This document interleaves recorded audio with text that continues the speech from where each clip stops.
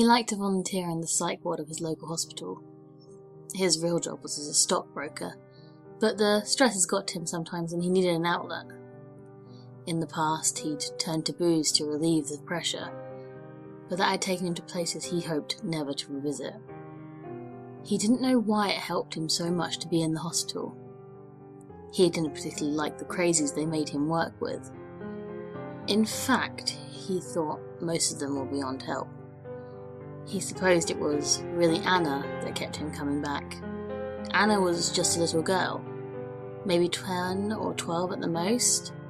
She shouldn't really have been in the ward with the adults, but his small town wasn't wealthy enough to have separate housing for minors.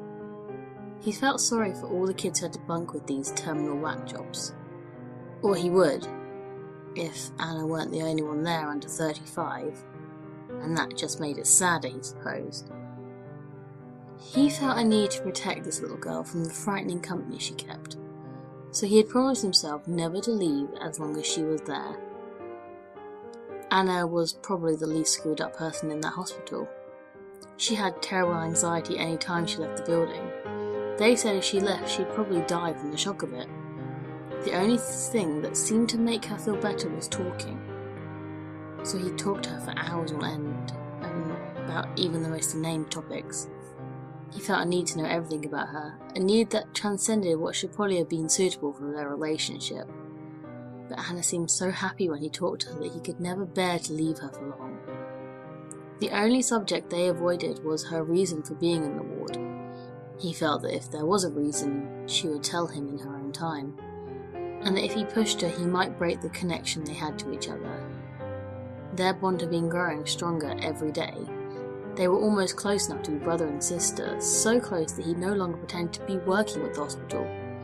He quit his volunteering gig and came in every day just to be with her.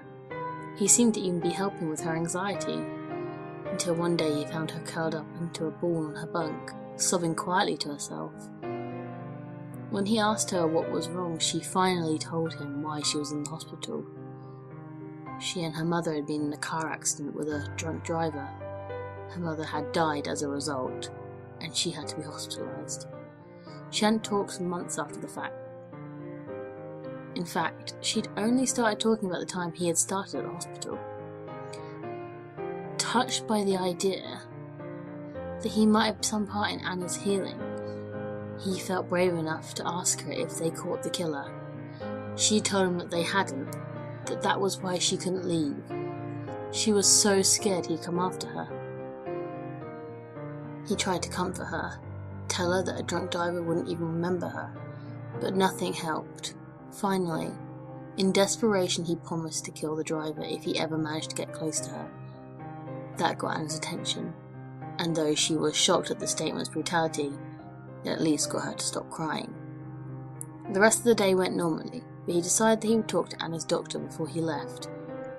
He hadn't talked to the doctor before, but everyone at the ward knew him, so he felt no qualms about introducing himself. When he asked about Anna, the doctor seemed extremely keen to hear what she'd said. Apparently no one knew why she was in the ward in the first place. They just found her wandering, bloody, by the side of the road. Surprised, he told the doctor Anna's story. At the end, the doctor leaned back in his chair and sighed. "Richard, what you're telling me is very serious. There isn't anyone named Anna in this ward. You had a nervous breakdown recently and have been coming to the hospital for psychiatric sessions. How have you been getting worse, not better? For the last month you haven't left the ward. Tell me, Richard, do you remember the last time you were at work?"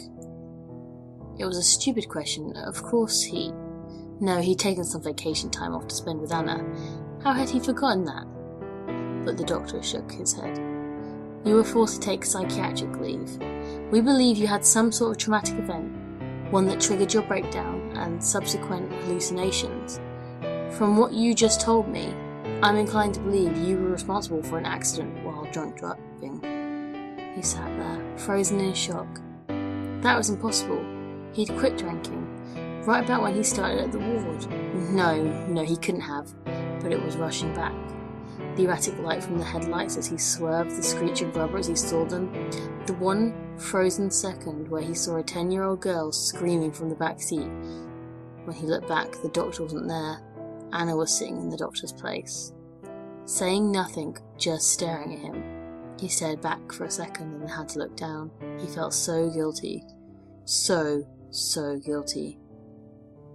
And he'd made a promise. Richard picked up the scissors.